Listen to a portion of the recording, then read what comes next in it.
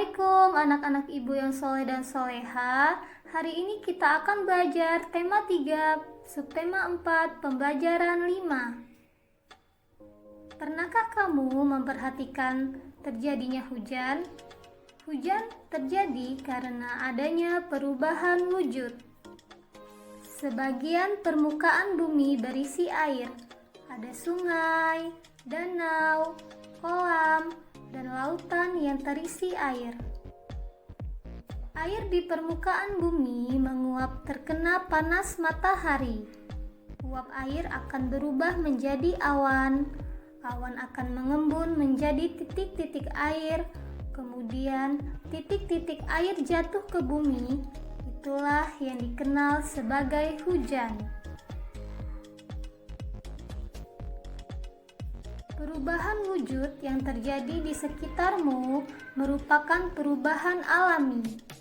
Perubahan yang terjadi di alam inilah yang patut disyukuri.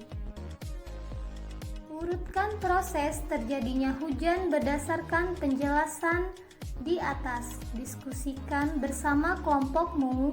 Berilah nomor pada kotak yang telah disediakan.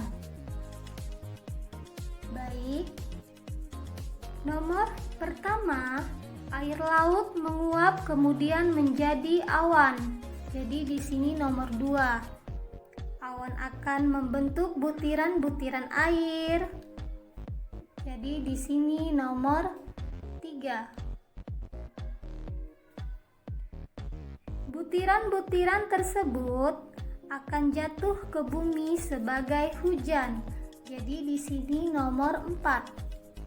Selanjutnya, hujan itu akan mengalir kembali ke lautan. Jadi di sini nomor 5. Kamu telah mengurutkan proses terjadinya hujan. Jelaskan yang terjadi di setiap gambar, mulailah dari nomor 1. Pertama, air di permukaan bumi menguap terkena panas matahari. Uap air akan berubah menjadi awan. Yang ketiga, setelah itu terjadi proses pengembunan di mana uap air berubah menjadi titik-titik air. Yang keempat, butiran-butiran air jatuh ke permukaan bumi. Yang kelima, air hujan yang jatuh ke bumi akan berkumpul dan kembali menguap. Siti hendak pergi ke rumah teman untuk mengerjakan tugas. Saat itu, hujan turun dengan derasnya. Siti menunggu hingga hujan reda. Hujan turun sejak pukul 7:15 pagi dan berhenti pukul 9:10. Berapa lama hujan turun? Lama hujan turun pukul 7:15 sampai pukul 8, waktunya 45 menit. Pukul 8 sampai pukul 9, waktunya 1 jam. Pukul 9 sampai pukul 9:10, waktunya 10 menit. 45 menit ditambah 1 jam ditambah 10 menit sama dengan 1 jam 55 menit. Jadi hujan turun selama 1 jam 55 menit.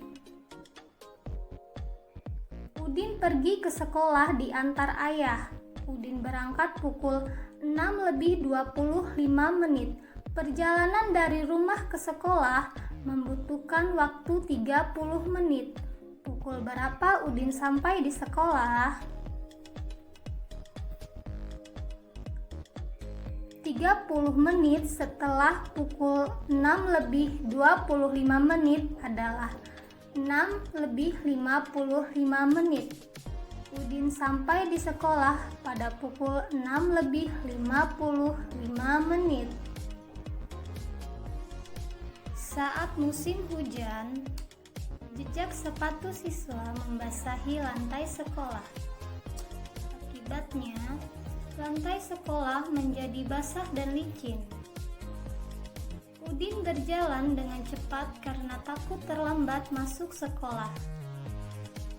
Udin tidak memperhatikan lantai yang basah dan licin. Udin pun tergelincir, buku yang dibawanya jatuh berserakan. Udin terlihat menahan sakit di kakinya. Jika kamu berada di dekat Udin saat itu, apa yang kamu lakukan? Tuliskan pendapatmu. Ya, menolong Udin untuk berdiri dan mengumpulkan bukunya yang berserakan.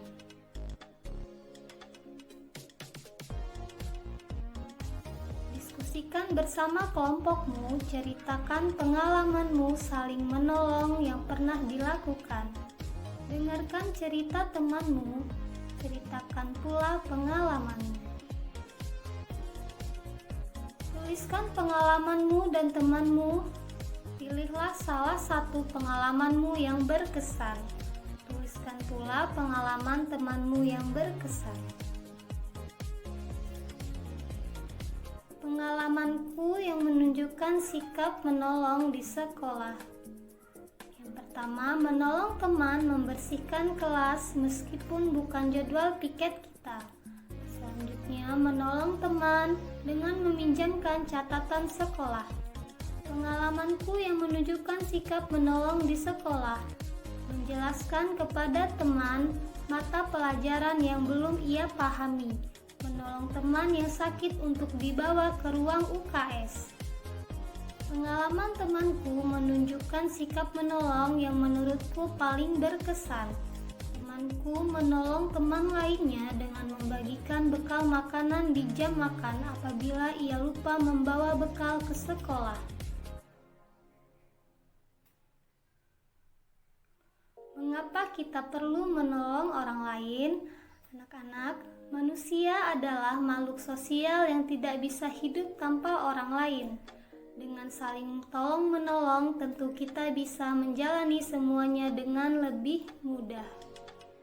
Sampai jumpa di video berikutnya. Ibu akhiri, wassalamualaikum warahmatullahi wabarakatuh.